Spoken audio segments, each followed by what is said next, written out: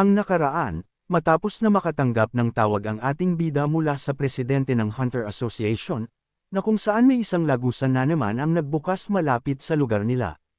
Kaya nang matapos na makatanggap ng ating bida ng tawag, ay agad siyang pumayag na tulungan ang presidente mula sa kanilang problema sa lagusan at kasalukuyang nang nakapasok ang ating bida at ang reyna at ang iba pa nilang kasamahan sa lagusan. Kaya nang pinagpatuloy nila ang paglalakad, ay ganun na lang ang pagkagulat ni Hari mula sa nakita niya sa loob ng lagusan, dahil ang nakita niya dito ay ang mga katawan ng tao ng Taliban. Kaya ganun na lang ang lubos na pagsusuka ng mga estudyante ng Hunter Academy mula sa kanilang nakita, at tila ang ating bida ay seryoso lang itong initignan habang iniisip na baka ito ang tinutukoy sa kanya ng presidente. Ang tagpo matapos na makatanggap ng tawag ang ating bida mula sa presidente. Kaya nang tuluyang pumunta ang ating bida sa lugar kung saan naroon ang president at isang hospital, ay agad na sinabi sa kanya nito na walang natira sa mga hunters niya at may isang tao lamang ang nakaligtas ngunit hindi pa sigurado kung buhay. Kaya nang malaman ng reyna iyon ay agad niyang sinabi sa ating bida, na oras na niya para kumilos naman siya kaya agad naman sinabi nito sa kanya na pinapaubaya na niya sa kanya. At matapos nun ay agad na lumapit ang reyna mula sa nakahigang hunter, na kung saan ay naglabas siya ng isang kapangyarihan para malaman niya kung ano ang tunay na nangyari mula sa loob ng lagusan na pinasukan ng mga hunters ng presidente. Kaya matapos nun ay agad niyang sinabi sa ating bida ang kanyang nalaman, at ang nalaman niya ay may isang kabalyero na may masupang digma na kung saan ay inaako niya na siya ang biniyayaan ng Diyos na si Demeria ang Diyos ng kapayapaan at ng kasaganahan. Kaya ganun na lang ang pagkainis at pagkagulat ng ating bida, kaya agad niyang tinanong kung ano ang pangalan ng kabalyero na tinutukoy niya, kaya agad na sinabi ng reyna na ang pangalan nito ay Jivrek. Pagbalik sa kasalukuyan, kaya sa patuloy nilang pagpasok sa lagusan, ay biglang napatanong ang reyna na kung alam ba ng ating bida kung nasaan ang mga hunter, at biglang sambit nito na hindi niya alam dahil sa pagtapos nilang sunugin ang lahat at patayin ang mga ito dahil sa plano nila na walang itira sa lugar na ito. Kaya biglang sambit ng bida sa kanila na kung mag-uunahan sila na libutin ang lugar, ay malalaman nila kung ano ang totoong nangyari na lubos na kinagulat nila Hari. Kaya sa patuloy nilang pagpapatakbo ng kabayo, ay agad na sinabi ng reyna na parang nagmamadali ata ang ating bida kaya sagot niya na dahil sa parang may nararamdaman siyang kakaiba sa lugar, nakagaya ng sinabi niya na ang kakayahan ng kabalyero ay masyadong delikado. Kaya sagot din ng reyna, na dahil ang makakalaban nila ay isang banal na kabalyero na kung saan ay paborito ng Diyos na si Demeria at siya ang naunang kabalyero nito bago ang ating bida. Kaya pagalit na sagot ng ating bida, na 800 taon na si Jivrek na namatay matapos niyang mahant ang mga Taliban, pero hindi niya nagawa na makapunta sa paraiso na kahit na natural na mapagmahal ang mga Diyos ay hindi pa din siya natanggap.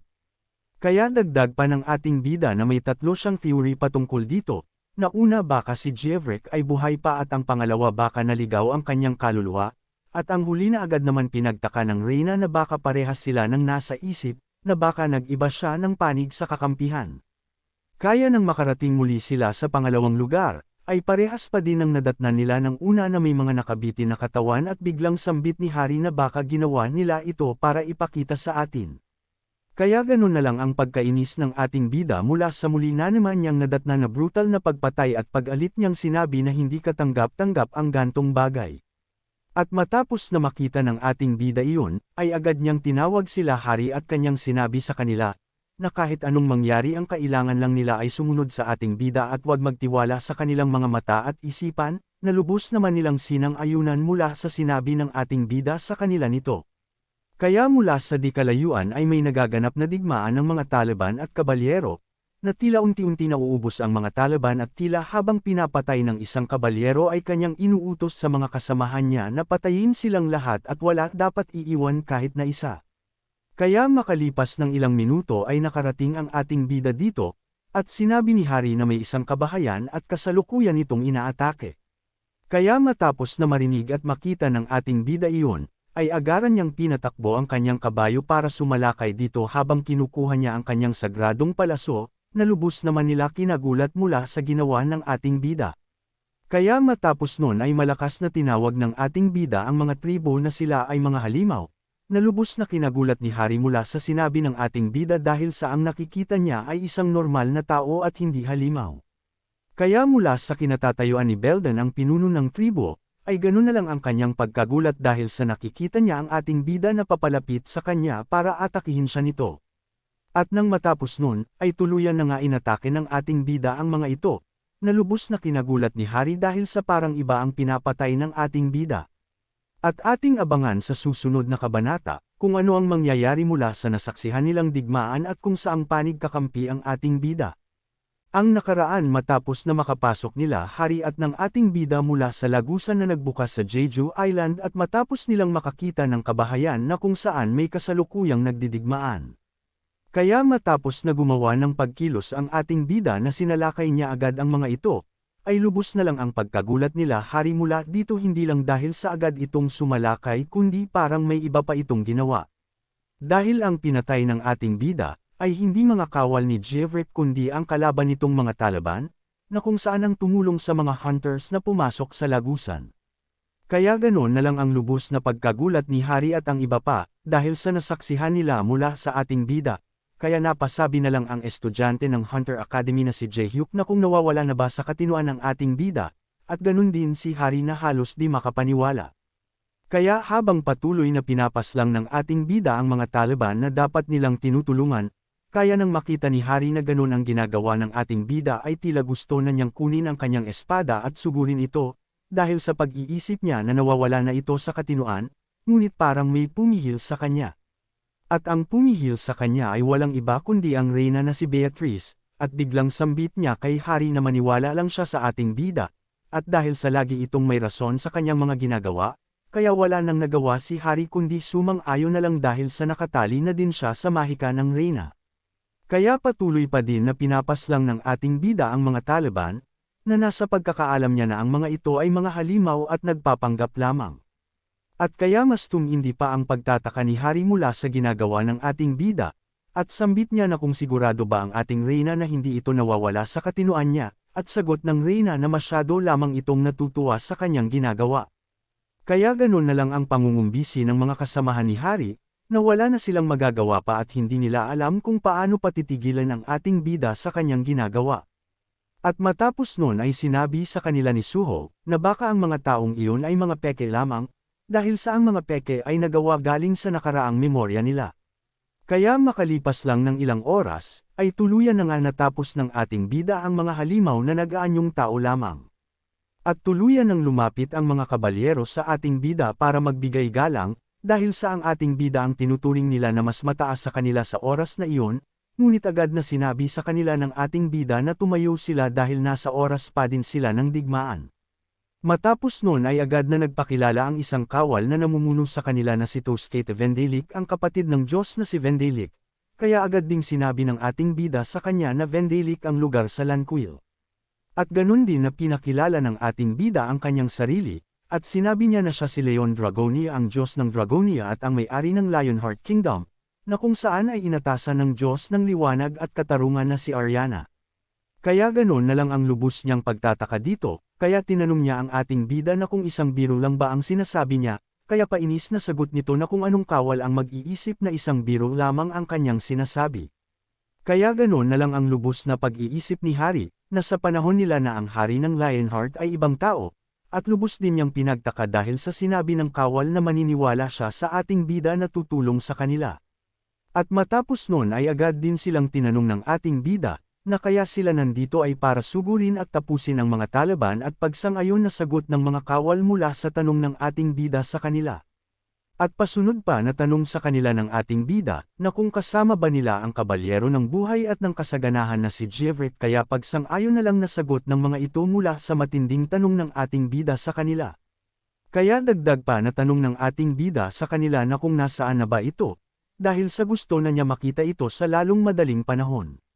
Matapos ng tanong na iyon ay tadong sagot nila sa ating bida, na si Jevret ay kasalukuyang patungo sa lugar kung nasaan ang mga Taliban, para kalabanan at dagdag pa nila na nasa konting oras lang ay mapapatay na niyang lahat ang mga ito. Kaya sa kabilang dako, kung nasaan ang mga Taliban kasama ang mga hunters na pumasok sa lagusan, ay kasalukuyan inaabangan ng Golden Lion at Phoenix Guild ang pagpunta ng kabalyero na si Jevret sa kanilang kinaroroonan. At kasalukuyan na ding nakarating ang kabalyero na si Jivrik sakay ng kanyang kabayo sa ere, at ang mga kawal niya na handa ding makipaglaban sa mga Taliban. Kaya nang malaman nilang nandun na ang kalaban nila, ay agad na tinanong ni Yuna na si Yuri kung sigurado ba siya na pulang lagusan ang pinasukan nila, dahil sa ang hirap ng quest ay katumbas ng isang itim na lagusan, kaya sagot ni Yuri na impossible lang iniisip niya. At dagdag pa niya na ang lahat ng Taliban at nagkakaisa, dahil sa alam nila na kasama nila ang mga hunter, at dahil sa mas marami sila kesa sa mga kalaban nila. Matapos noon ay tinignan niya ang tato sa kanyang kamay, at napaisip na parang may kakaiba sa tato nila na pag sumamba ka sa Diyos nila ay makakatanggap ka ng mga iba't ibang kapangyarihan na makakatulong sa kanila. At mula sa kabalyero na si Jivrik ay napansin niya ang mga hunters na nakalaban niya, na kung saan binigyan pa niya ng pagkakataon para makatakas, ngunit tanong niya sa kanila na kung ano ang ginagawa nila sa panig ng mga Taliban. Kaya biglang sagot ni Yungwan habang nakahanda siyang atakihin ito, na ang ginagawa nila ay para maghanda na talunin ng kabalyero na si Jivrik, dahil sa ang kondisyon ng lagusan na magsasara lang ito kung matatalo nila siya. Kaya sa pangalawang pagkakataon ay sinabi sa kanila ni Jivrik, na bibigyan niya sila ng isa pang pagkakataon para sumuko at isuko ang sandata nila at tuluyan ng umalis at huwag nilang bitbitin ang malalang kasalanan. Kaya ganun na lang ang pag-alit na sagot ni Yungwan na wala siya sa posisyon para magsalita patungkol sa kasalanan, dahil siya at ang mga kasama nito ang pumatay ng mga bata at matatandang tao at sa tingin ba niya na matatawag itong katarungan. Kaya lubos na lang nagalit si Jivrik mula sa sinabi ni Yungwan, at kanyang sinabi dito na wala dapat siyang ikahiya mula sa kanyang ginawa dahil ang lahat ng kanyang ginawa ay katarungan, at dahil sa ginawa nila makakatanggap sila ng banal na parusa galing sa kanya. Kaya ganun na lang ang lubos na pagkagulat at pagkatakot na naramdaman nila mula sa ginawa ni Jivrik. Kaya ganun na lang ang malakas na utos niya sa kanya mga kasamahan na maghanda sila na salagin ang atake na gagawin nito at dahil sa wala silang alam na dapat gawin at kung masasalag nila ang pag-atake na gagawin nito. At mula sa ere kung nasaan si Jivrik, ay pinagsama-sama nila ang kanilang mga lakas mula sa kanyang mga kawal sa ibaba na para sa isang atake lamang, kaya ganun na lang ang lubos na gulat ni Yungwan mula sa atake na gagawin sa kanila. Kaya mula sa ibaba sa mga kawal ay malakas nilang sinisigaw, na silang ang kawal ng kanilang kaharian na kung saan sumusunod sa magiting na utos ng isang magiting na kabalyero, at dagdag pa nila na ibibigay nila ang buong kapangyarihan nila para lang mabura ang mga demonyo na nabubuhay. At matapos ng pag-iipon nila ng lakas para burahin ang mga demonyo, ay tuluyan nang binagsak ni Jivrik ang kanilang naipon na malakas na pag-atake. At ating abangan sa susunod na kabanata, na kung ano ang mangyayari sa mga Taliban at sa mga hunters na pumasok sa Pulang Lagusan.